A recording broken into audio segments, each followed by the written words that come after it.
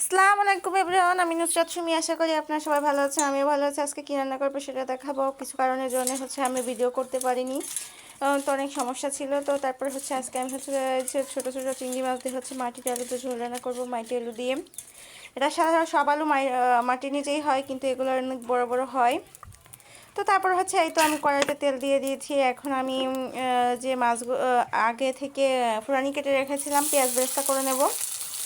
কারণ চিংড়ি মাছ দিয়ে ঝোল রান্না করবো, তার জন্য 2 কোয়া রসুনও দিয়েছিলাম আর পেঁয়াজ দিয়েছিলাম। এটাকে আমি লাল লাল বেরেস্তা করে নেব। তো এই তো লাল লাল বেরেস্তা করা পর্যন্ত আমি অপেক্ষা করব। লাল লাল বেরেস্তা হয়ে গেলে এটাকে আমি নামিয়ে নেব।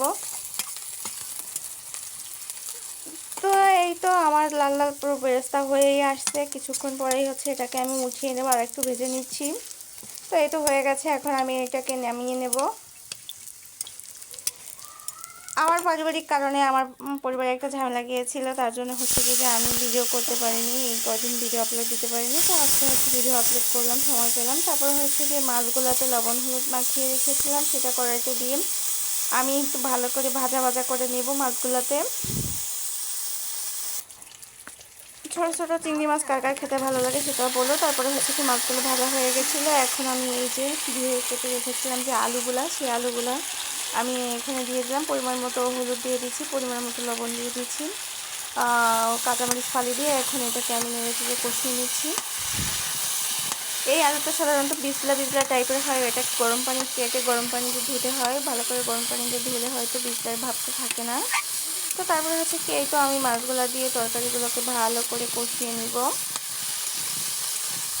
ভালো করে না কষালে এটাতে কাঁচা স্মেল গন্ধ বলবে। তারপরে কি যে আমি কষানোর জন্য, সিদ্ধ করার জন্য আমি কিছুটা পানি অ্যাড করে দিব।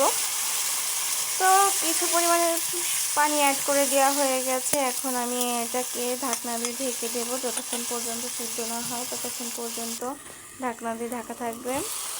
তো এই তো প্রায় আমার সিদ্ধ হয়ে আসছে। এখন আমি এটাকে ভালো করে আবারও কষিয়ে নেব। এখন দেখি তলে থেকে একটু লেগেও গিয়েছিল। এই তো দেখেন আলুটা কীভাবে কি সুন্দর সিদ্ধ হয়ে গেছে। তো তারপরে কি যে আমি এখন পরিমাণ মতো ঝোলের পানি অ্যাড করে দেব। তো এই তো আলুটাতে একটু ঝোলের পানিটা বেশি পরিমাণে দিতে হবে, না হলে আলুর ঝোল টেনে যায়, শুকনা শুকনা টাইপের হয়ে যায়। মাছও বেশি পরিমাণে দিতে হয়, তাতে মজা লাগে। আমি মাছগুলো একটু বেশি পরিমাণেই দিয়েছিলাম। তো আমি ঝোলে বলক আসা পর্যন্ত অপেক্ষা করব। এই তো আমার ঝোলে বলক চলে আসছিল। এখন আমি বেটে রেখেছিলাম যে পানিটা, সেগুলো এখন দিয়ে দিলাম। দিয়ে এখন এটাকে নেড়ে চেড়ে আমি নামিয়ে নেব। তারপরে ভালো করে নেড়ে চেড়ে নিয়েছি। ঝোলটা দেখছেন কীরকম গামাখা গামাখা হয়েছে। এই তো এই ছিল আজকের এই যে আমার ঝোলের ফাইনাল লুক। কেমন লেগেছিল সেটা কমেন্টে বলো। যদি ভালো লেগে থাকে একটু সাবস্ক্রাইব করে দিও। Thank you by watching my video. ধন্যবাদ, সবাই ভালো থাকবে।